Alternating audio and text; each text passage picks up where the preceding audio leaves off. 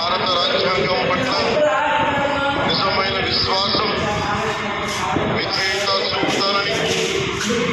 భారతదేశ సార్వభౌమాధికారాన్ని, సమగ్రతని కాపాడుతానని ఆంధ్రప్రదేశ్ రాష్ట్ర మంత్రిగా నా కర్తవ్యాలను శ్రద్ధతో, అంతఃకరణ శుద్ధితో నిర్వహిస్తానని, భయం గాని, పక్షపాతం గాని, రాగద్వేషాలు గాని లేకుండా రాజ్యాంగాన్ని, శాసనాలని అనుసరించి ప్రజలందరికీ న్యాయం చేకూరుస్తానని దైవ సాక్షిగా ప్రమాణం చేస్తున్నాను. కొణిదెల పవన్ కళ్యాణ్ అనే నేను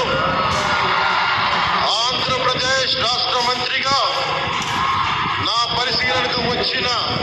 లేదా నాకు తెలియ వచ్చిన ఏ విషయాన్ని